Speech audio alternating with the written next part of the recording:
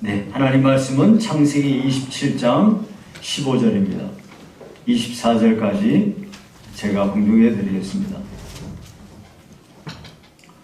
창세기 27장을 전부 쭉 읽어야 되는데 시간이 없어서 이렇게 줄인 겁니다. 27장 15절에서 24절입니다.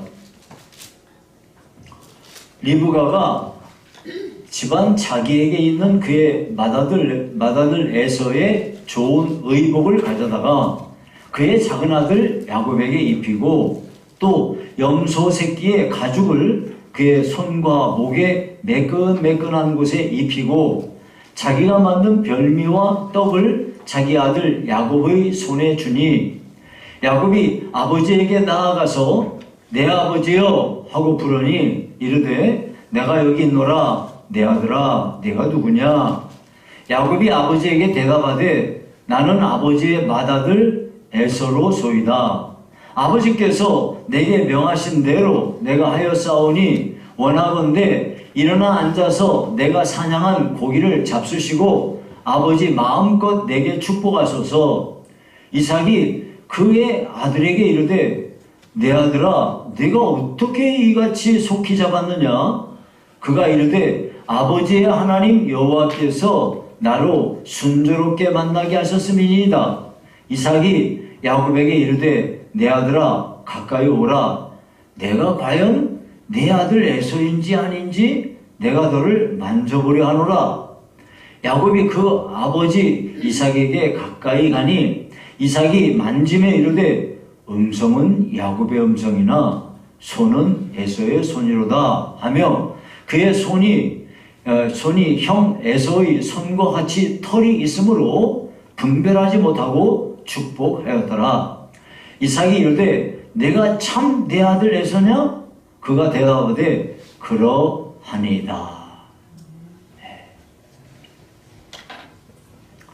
쭉 읽어야 되는데 시간이 없어가지고 이렇게 쭉 줄였습니다. 자, 오늘은 축복을 가로챈 사람이라는 제목으로 말씀을 선고합니다. 여러분, 떡은요 쌀가루를 뭉쳐서 만들어요. 빵은요 밀가루를 이렇게 물과 섞어서 뭉쳐가지고 만듭니다. 찹쌀가루, 메주가루, 보리가루, 쌀가루 이런 거 전부 물하고 섞어서 반죽해가지고 이렇게 잘 뭉쳐서 무슨 어떤 용도로 사용을 합니다. 근데요 콩가루는 물을 섞어도 안 뭉쳐요. 아시죠? 그래서 가족들 간에 서로 뜻이 맞지 않고 뿔뿔이 흩어지는 집안을 보고 콩가루 집안이다 그래요. 이삭은요 그의 아내 리브가 그리고 쌍둥이 에서와 야곱 이렇게 네 식구예요. 이 네 식구가 하나님의 보호 아래 평범하게 그냥 평안한 가정을 이루며 살았습니다. 그런데 이삭이 이제 자기가 나이가 들어서 죽을 때가 가까웠다고 생각을 했어요. 그래가지고 하나님의 축복을 이제 자식에게 물려줘야 되겠다라고 하면서 축복을 하려는 과정에서 이삭의 이 가정은 진짜 말 그대로 콩가루 집안의 전형을 보여주었습니다. 자, 우리는 이 과정에서 이 네 사람이 하나님의 축복을 두고 벌린 이러한 일들을 통해서 하나님의 백성은 어떻게 살아야 되는구나 하는 문제에 대해서 우리가 살펴보도록 합니다. 자, 먼저 이 네 사람에 대해서 이제 한 사람씩 살펴보겠습니다. 먼저 이삭입니다. 자, 이삭이요 이와 같이 에서와 야곱이 형제간에 축복을 두고 서로 다투게 되고 싸움이 일어난 배경은요 이건 이삭에게서 그 원인을 찾을 수가 있습니다. 우리가 안 읽었는데 오늘 1절에 보시니까 27장 1절에 보면 이삭이 나이가 많아 눈이 어두워 잘 보지 못하더니 그랬어요. 여러분, 이삭은요 매우 경건한 신앙인이에요. 아버지 아브라함이 모리아 산에서 자신을 제물로 바치려고 할 때 아버지에게 반항하지 않아요. 게다가 그랄 사람들이 일방적으로 우물을 차지하겠다고 시비를 걸 때 전혀 다투지 않고 조용히 그곳을 계속해서 떠나는 그 온유한 모습은 그가 얼마나 하나님을 온전히 신뢰하는 사람이었는가를 고귀한 그의 신앙을 우리가 발견하게 됩니다. 그런데요, 이삭은 나이가 많아서 눈이 어두워졌어요. 누구든지 나이 많아지면 눈 어두워지는 건 뭐 당연한 일입니다. 그런데 이런 일반적인 사실을 구태여 성경에 왜 기록하고 있을까? 그것은 이삭이 육신적인 눈이 어두워진 것과 함께 그가 영적인 눈이 어두워졌다는 것을 암시하고 있습니다. 이것 때문에 아브라함에게서 이삭으로 이어지는 이 하나님의 구원 계획이 에서에게 이어져야 될지 야곱에게 이어져야 될지 하는 문제에 대해서 이삭은 하나님의 뜻을 구하지 않았어요. 그래서 이삭은 이제 세상 사람들이 일반적으로 하고 있는 세상의 논리에 따라서 장자에게 당연히 하나님의 기업이 이어지는 것으로 생각하고 있었던 거예요. 근데 여러분, 우리가 그 앞에 성경을 보면 에서와 야곱이 리브가의 쌍둥이로 뱃속에 있는데 둘이 뱃속에서부터 싸우는 거야. 그러니까 리브가가 근심이 돼가지고 하나님께 기도를 했더니 하나님이 어떤 응답을 주시냐면 창세기 25장 23절에 큰 자가 어린 자를 섬기리라는 말씀을 주세요. 여기서 큰 자는 먼저 태어난 에서를 말하는 거고 어린 자는 나중에 태어난 야곱을 말하는 거예요. 이 말에 따르면 하나님의 복이 어디에게로 이어져야 되느냐? 이것은 분명히 이것은 야곱에게로 이어져야 되는 거죠. 그런데 문제가 뭐냐면 하나님께서 리브가에게 큰 자가 어린 자를 섬기리라 하고 말씀하신 이거를 리브가가 혼자만 자기만 듣고 이거를 그냥 놔두지 않았을 게 분명하단 말이에요. 리브가가 자기 남편에게 말했을 거 아니에요? 내가 하나님께 이런 문제를 기도했더니 하나님이 나한테 이렇게 말씀하시더라 하고 분명히 말씀했을 거예요. 그렇다면 이삭은요, 하나님의 구원 계획이 누구에게 이어져야 되는지에 대하여 하나님 앞에 진지하게 물었어야 됩니다. 근데 이삭은 이렇게 중요한 문제를 두고 기도하지 않았습니다. 그냥 세상 사람들이 하는 관습에 따라서 장자인 에서에게, 특별히 자기가 에서를 사랑하잖아요. 그러니까 그 에서에게 하나님의 언약의 상속권을 물려주려고 했던 거죠. 이게 왜 그런 일이 벌어지느냐? 이삭이 영적인 눈이 어두운 상태였기 때문에 이렇게 되어진 것입니다. 근데 여러분, 바울 사도가 고린도후서 4장 16절에 이렇게 말합니다. 우리의 겉사람은 낡아지나 우리의 속사람은 날로 새로워지도다. 네, 세월이 흘러 나이가 들면 육신이 쇠약해지는 건 아무도 못 피합니다. 그러나 육신은 쇠약해지더라도 영혼은 날마다 새로워져야 되는 것이죠. 근데 여러분, 지금 이삭에게만 이런 일이 있는 게 아니고 구약 성경의 이후에 보면은 엘리 제사장 이야기가 나오는데요. 엘리 제사장은 참 이게 큰 비극이에요. 엘리가 나이가 많아서 눈이 어두워졌어요. 근데 이거를 성경은 이렇게 말합니다. 사무엘상 3장 2절에 보니까 엘리의 눈이 점점 어두워가서 잘 보지 못하는 그때에 엘리는 제사장이었음에도 불구하고 나이가 들면서 육신적인 눈만 어두워진 게 아니라 그가 영적인 눈이 어두운 사람이었다는 것을 그렇게 성경은 지적하고 있는 거예요. 그래서 자기의 두 아들 홈리와 비느하스가 하나님께 바치는 제물을 가로챌 뿐만 아니라 회막문에서 수종드는 여인하고 동침을 하는 악행을 저지르고 있는데도 불구하고 이 자식들의 범죄를 단호하게 처벌하지 않고 그냥 적당히 용인해 주었습니다. 결국 엘리와 그의 집은 큰 저주를 자초하고 말았던 거죠. 이와 같이 이삭도 그렇고 엘리도 그렇고 이렇게 나이가 들면서 영적인 안목이 이렇게 어두워지는 것으로 인해서 큰 어려움을 겪게 된 거죠. 그래서 이런 이유 때문에 바울 사도는 에베소 교회의 성도들에게 영적인 눈이 밝아질 것을 위해서 이렇게 기도합니다. 에베소서 1장 17절부터 19절에 보니까 우리 주 예수 그리스도의 하나님 영광의 아버지께서 지혜와 계시의 영을 너에게 주사 하나님을 알게 하시고 너희 마음의 눈을 밝히사 그의 부르심의 소망이 무엇이며 성도 안에서 그 기업의 영광의 풍성함이 무엇이며 그의 힘의 위력으로 역사하심을 따라 믿는 우리에게 베푸신 능력의 지극히 크심이 어떠한 것을 너희로 알게 하시기를 구하노라. 자, 여기 보니까요, 마음의 눈이 밝아지면 뭘 깨닫게 되냐면 하나님이 부르신 소망이 뭔가를 알게 되고 또 하나님이 우리에게 주신 그 기업이 얼마나 영광스럽고 풍성한가를 우리로 알게 하며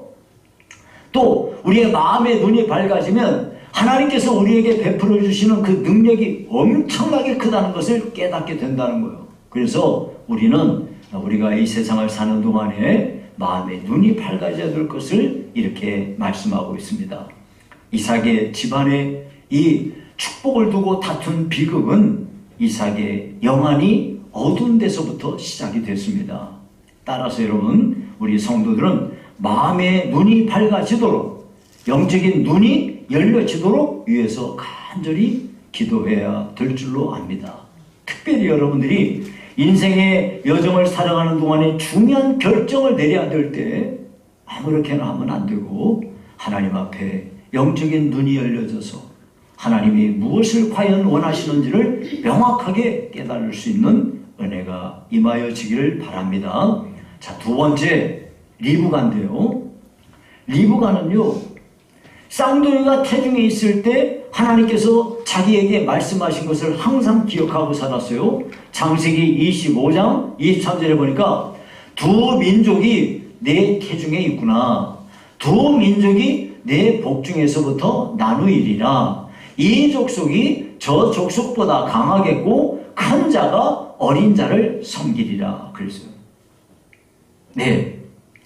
그러니까 이 말씀대로 따지면은 장자가 받아야 될 축복은 에서가 아니라 야곱이 받아야 되는 거죠. 그런데 지금 이삭이 에서에게 장자가 차지하게 되는 축복권을, 그 장자권을 축복하겠다고 나선 상황을 맞이하게 된 거예요. 이에 리브가는요, 하나님께서 주신 말씀에 따라서 자기 작은 아들인 야곱에게 장자권의 축복을 받게 하려고 남편을 속이고 그리고 야곱이 장자의 축복을 받게 했습니다. 왜 리브가가 이렇게 자기 남편 이삭이 그 언약의 계승권을 에서에게 물려주려고 할 때 왜 이걸 말리지 않고 이걸 막지 않았는지, 어째서 그랬는지는 잘 모르겠어요. 알 수 없어요. 성경에 말하지 않으니까. 그 대신 리브가는 어떻게든지 야곱에게 이 언약이, 하나님의 언약의 축복이 이어지기를, 그래서 축복을 받게 해야 되겠다는 이런 생각을 가져가지고 거짓으로 자기 남편을 속이고 야곱으로 하여금 축복을 가로채게 사주하였던 거죠. 근데 이게요, 무슨 일이든지 이렇게 순리에 따르지 않고 영리를 따르게 되면 큰 고통을 당하게 되는 겁니다. 리브가는요, 이 축복에서 소외가 된 에서가요, 이렇게 마음을 먹은 거예요. 아버지가 이제 돌아가실 때가 됐으니까 아버지만 돌아가시면 야곱 저 새끼 내가 죽여버려야지, 이렇게 마음을 먹었단 말이에요. 이에 리브가는 하루에 두 아들을 잃을 수 없다는 생각에 자기 남편을 설득해가지고 야곱을 외갓집으로 도망치게 합니다. 리브가가 생각하기는 잠깐 동안 한 1, 2년 있다가 있으면은 에서의 마음이 풀려지겠지 라고 생각을 했는데 아닙니다. 에서는 마음을 풀지 않았어요. 결국 리브가는 죽을 때까지 자기가 그렇게 사랑하는 아들 야곱을 평생 보지 못하고 죽습니다. 여러분, 여기서 우리는요, 하나님의 뜻을 이룬다는 핑계로 자기가 나서가지고 일을 함부로 하는 것은 정말 조심해야 된다는 것을 우리가 알 수 있습니다. 야곱에게 언약의 계승권이 이어지는 것이 정말로 하나님의 뜻이라면 분명히 하나님께서는 하나님이 일을 하실 때 어떤 사람을 동원해서 하나님의 때에 하나님의 방법을 통해서 일을 하실 거예요. 예. 그러니까 리브가는 하나님의 뜻이 이루어지기를 기도하고 잠잠히 자기가 행하는 일을 자기 일을 열심히 하면 되는 거예요. 자기가 나서서 하나님의 뜻을 이루겠다고 그건 뭐 그 의도는 좋죠. 예. 그런 미명 아래 수단 방법 안 가리고 그 일을 수행하려고 하는 거 이거는 큰 문제를 야기한다는 것을 알 수가 있습니다. 여러분 이삭은 이삭대로 리브가는 리브가대로 자기들의 생각을 가지고 일을 하다가 결국은 야곱과 에서를 이렇게 불화시키고 원수가 되게 만들고 콩가루 이 집안을 만들어버리지 않습니까? 여러분 우리는 이 말씀 통해서 우리의 삶의 모든 면에서 이것은 적용해야 됩니다. 성도들이요 교회 안에서 어떤 일을 하려거나 무슨 결정을 내리려 할 때 하나님의 뜻과 하나님이 원하시는 것이 무엇인지 이걸 기도하는 가운데에서 그 하나님이 행하시는 일을 발견하도록 노력을 해야지 이렇게 해서 노력하고 기도를 해야 되는데 기도는 안 하고 내 생각, 내 주장을 관철시키기 위해서 막 이렇게 들이대면은 사탄이 그 틈을 타서 교회를 분쟁을 일으키고 많은 사람을 시험 들게 만들고 어려움을 주는 겁니다. 이거는 가정에서도 마찬가지고 여러분 사회 모임에서 다 마찬가지입니다. 사람 목소리 커지잖아요? 그러면 주님의 세미한 음성은 절대 들을 수 없습니다. 사람의 모습이 크게 나타나면 나타날수록 주님의 모습은 사람 뒤에 가려버리게 되는 거예요. 그러니까 여러분 리브가를 통해서 우리가 알 수 있는 것은 우리는 하나님의 뜻 앞에서 말씀과 기도로 우리가 하나님 앞에 잠잠히 나아가며 하나님의 뜻을 구하면서 우리가 우리의 모든 의사 결정권을 하나님께 딱 맡겨드려야 돼요. 내가 막 나서서 하려고 하지 말고. 리브가는 하나님보다 앞서서 자기가 일을 하려고 하는 우를 범했던 겁니다. 우리는 우리가 행하는 모든 길 가운데서 하나님이 우리의 앞장서셔서 모든 일을 행하실 수 있도록 우리의 모든 의사 결정은 최종 결정은 하나님이 하신다. 이것을 우리가 꼭 기억하고 사실 수 있기를 바랍니다. 자 이제 야곱입니다. 야곱은요 에사하고는 모든 면에 달랐어요. 에사는 온몸이 붉어요. 그래서 에돔이라고 그래요. 붉다 그래서 에돔. 털이 엄청 많아요. 그래서 에서예요. 털이 많은 사람이다. 그래서 에서. 그러니까 딱 보기만 해도 남성적이고 야성적인 성격을 지닌 사람이에요. 반면에 야곱은요 음식 만들지 어머니 도와서 가정일 하지 이렇게 하니까 자연스럽게 어머니와 가깝고 어머니의 사랑을 받으면서 살았습니다. 예. 근데 무엇보다도 야곱은요 하나님의 언약을 믿고 하나님의 언약의 계승권을 자기가 받아야 되겠다. 장자의 권리를 내가 차지해야 되겠다. 이런 마음을 늘 갖고 살았던 거죠.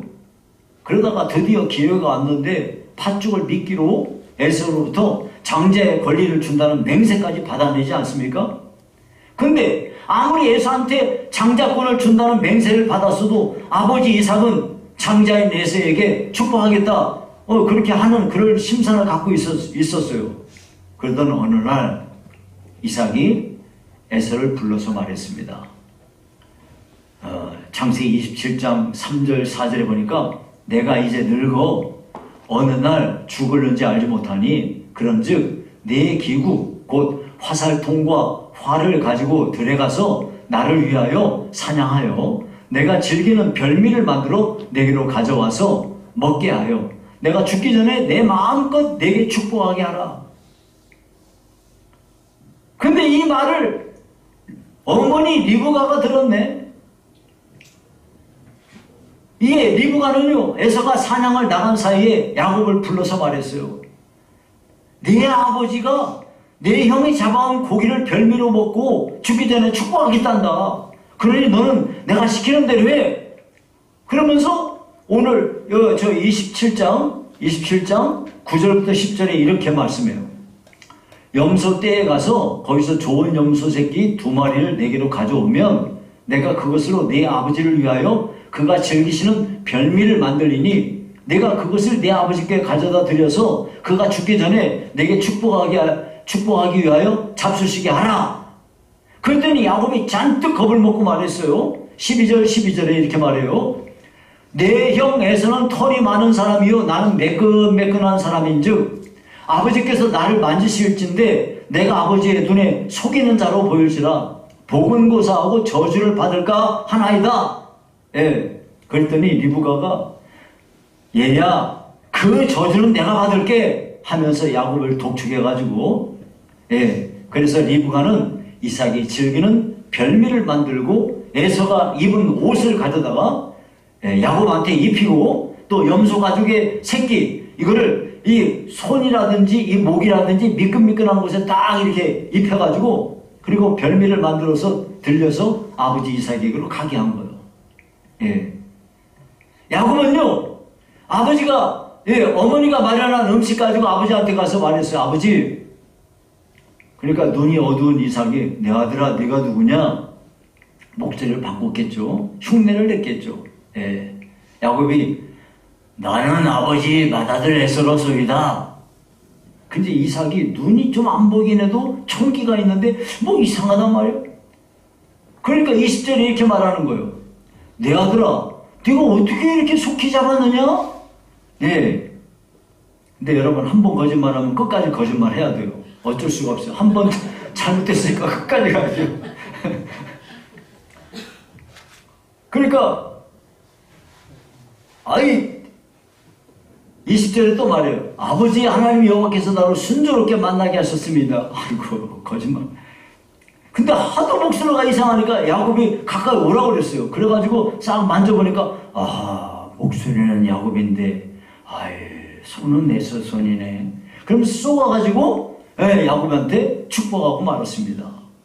예, 야곱은요 하나님께서 아브라함에게 언약하신 그 언약의 계승권을 사모하는 마음에서 그거 어떻게든 받으려고 수단 방법 안 가리고 아버지까지 속이면서 장자의 축복을 가로챈 거죠.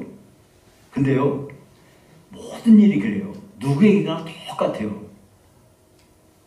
예, 이렇게 하나님의 뜻을 어기고 순리를 어기고 하게 되면은 그 뒤에 참 많은 고난이 따르게 되는 거예요.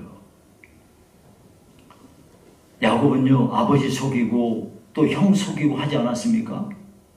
그 대가를 어떻게 치르냐면 나중에 자기가 그 자식들 12 낳지 않아요? 그런데 그 11번째 아들이 요셉이에요. 근데 요셉을 너무 사랑해가지고 다른 아들들에게 시기를 받을 정도로 대놓고 사랑했단 말이에요.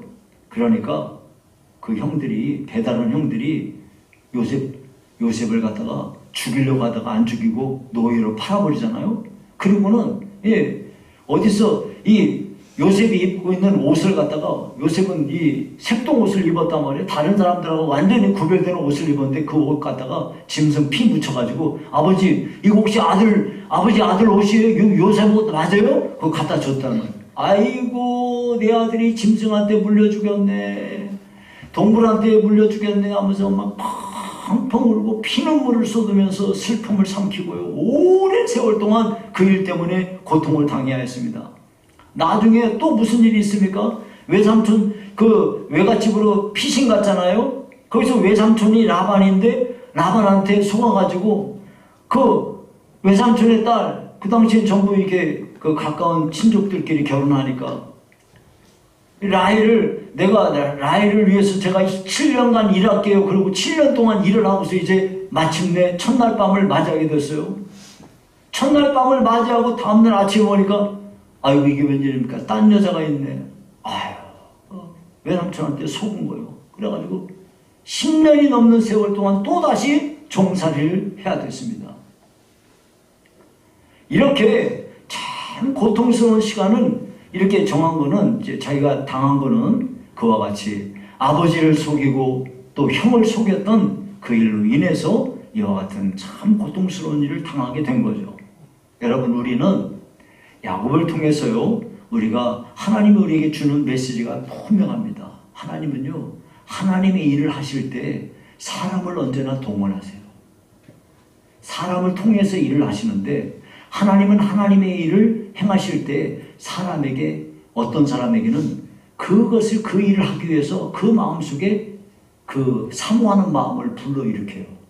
지금의 경우는 하나님께서 아브라함에게서 그 다음에 이삭으로 이어지고 그 다음으로 이어지는 이 언약의 계승권을 이어주는 일을 누구에게 하나님이 주기를 원하냐면 하나님이 야곱의 마음속에 그 언약의 계승권에 대한 사모하는 마음을 불러주셨어요. 그러면 이것이 하나님의 뜻이니까 자연스럽게 야곱으로 넘어가야 되는 거예요.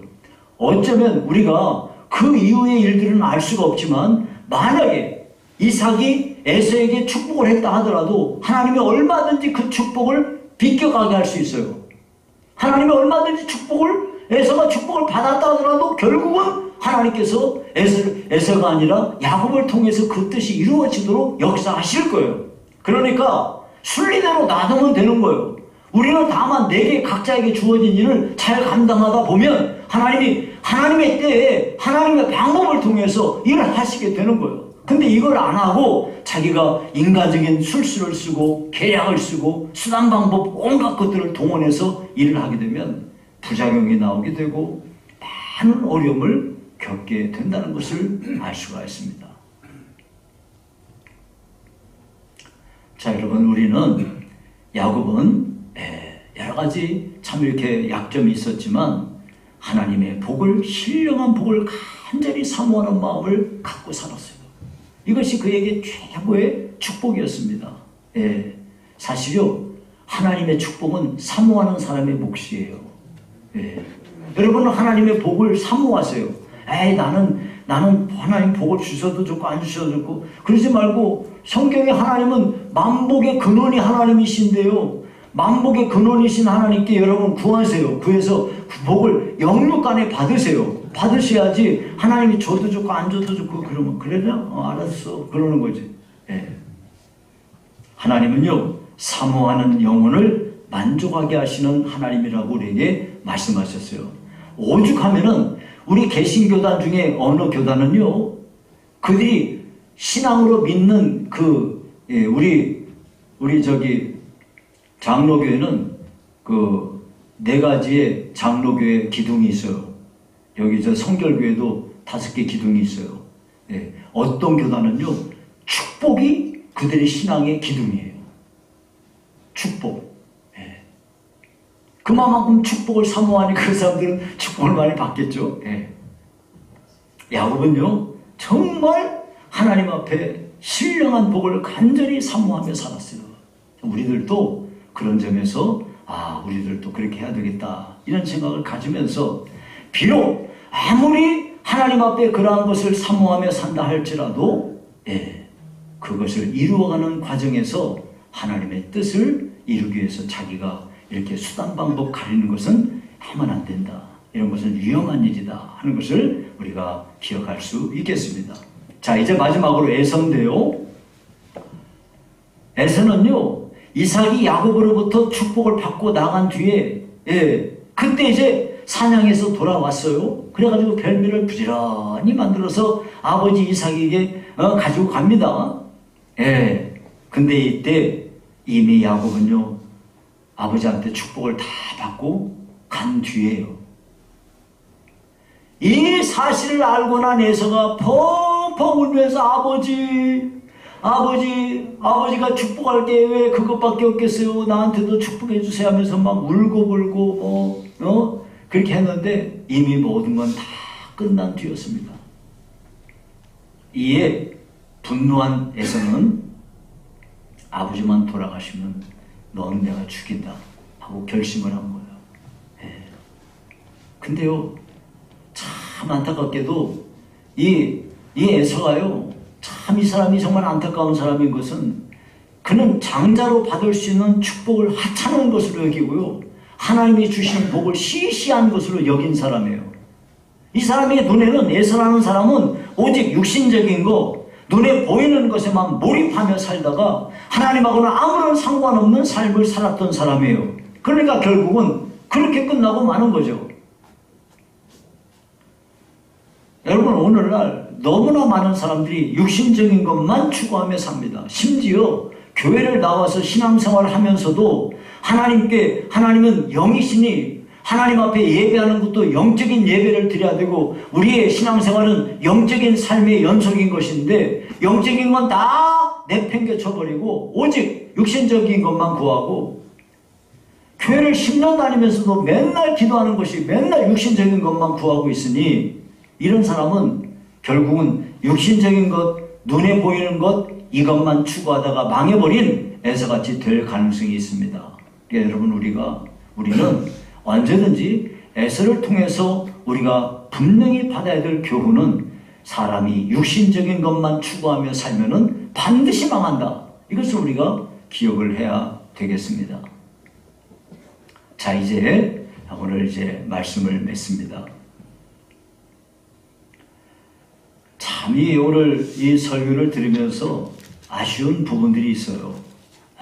참, 이삭이 영안이 밝았더라면 이런 일이 안 생겼을 건데. 또, 리브가가 하나님의 뜻이 이루어지기를 기다리면서 잠잠히 기도했더라면 이런 비극이 벌어지지 않았을 건데.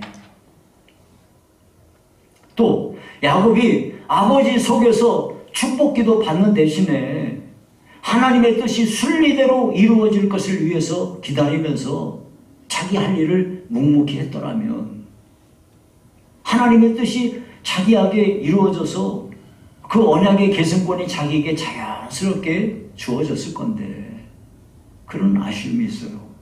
또 우리가 에서를 생각할 때 에서가 이 사람이 진짜 영적인 삶을 살았더라면 하는 이런 아쉬움이 들게 됩니다. 여러분, 우리는요, 우리들의 가정이, 우리 교회가, 우리 모두가 속한 여러분이 있는 모든 공동체가요, 하나님의 뜻을 이루는 행복한 공동체가 되려고 한다면 우리는요, 정말 중요한 게 뭐냐면 영안이 열려야 돼요.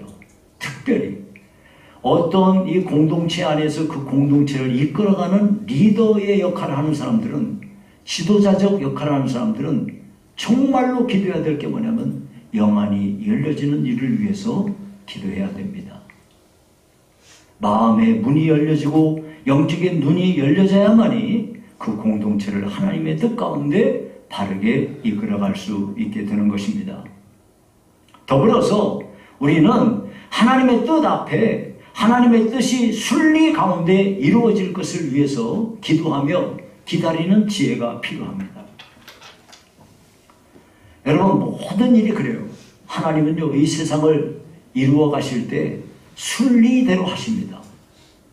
하나님께서 이 순리대로 행하지 않고 갑자기 순리를 딱 멎어버리시는 순간이 있어요. 그게 이제 기적인데요. 그래서 여러분, 우리의 삶 속에 기적은 자꾸 안 일어나. 자꾸 일어나면 기적이 아니지 뭐. 예? 맨날 일어나 봐요. 그게 뭔 놈의 기적이에요. 기적이라는 거는 가끔 일어나는 거예요. 왜? 우리 같으면 우리가 기적을 체험하는 건 평생에 한 번 기적을 체험할 수도 있고요. 뭐 그런 거예요. 몇 번 기적을 체험할 수도 있고. 맨날 일어나면 그건 기적이 아니에요. 하나님은요, 이 세상을 통치하실 때 순리 가운데 통치하십니다. 그냥 쉽게 생각할 수 있는 게, 물이요, 언제나 물은요, 특징이 뭐냐면 높은 데에서 낮은 데로 내려가요. 이거는 하나님이 정하신 이 땅, 이 지구에서 하나님이 정해 놓으신 하나님의 그 일이에요. 이거는 그냥 내려가는 거예요. 가만히 있으면 물은 그냥, 만약에 물길이 쭉 하면 쭉 가는 거고, 왔다 갔다 이렇게 돌았다 이렇게, 그러면 돌긴 돌더라도 어차피 내려가는 건 내려가는 거야. 이거는 내려가는 거야. 근데 순리의 반대가 뭐냐면 영리예요. 영리는 뭐냐면 낮은 데에 있는 물을 높은 데로 올려야 돼요. 그러면 여러분 생각해봐요. 낮은 데에 있는 물을 높은 데로 올리려면 그 물을 올리기 위해서 많은 수고가 필요해요. 요즘 같으면 펌프로 합니다. 펌프가 어디서 뚝 떨어집니까? 펌프 하나 만들려면 그 부속품이 수백 가지가 되는 거예요. 공장이 얼마나 많아야 돼요. 그거 만드는 공장이. 거기다가 전기 있어야죠. 전기가 그냥 어디서 뚝 떨어집니까? 전기 생산해가지고 여기 전봇대 통해가지고 여기까지 다 와야 되고요. 이런 일들 다 통해서 모터 가지고 모터만 있으면 됩니까? 거기 줄 연결해서 뭐 다 설비 다 해가지고 하는 거예요. 모든 일을 영리로 하자면 이렇게 힘들고 어려운 과정이 필요한 거예요. 우리 예수 믿는 사람들은 하나님의 뜻이 이루어지이다. 내 뜻이 이루어지이다가 아니고 하나님의 뜻이 이루어지이다. 하나님의 뜻은 이루어지는 거예요. 그러므로 하나님의 뜻이 이루어지기까지 내가 무슨 일을 할 수 있는지 이것을 깨닫고 내 자리에서 그 일을 하면서 잠잠히 기다리면 되는 거예요. 이렇게 했더라면 이 가정이 콩가루 집안이 되지 않았을 건데 이런 아쉬움이 들게 됩니다. 여러분, 우리는 오늘 이 본문 속에서 하나님이 주신 이 말씀을 잘 마음에 새기고 여러분 삶 속에 승리가 있으시기를 주의 이름으로 축원합니다.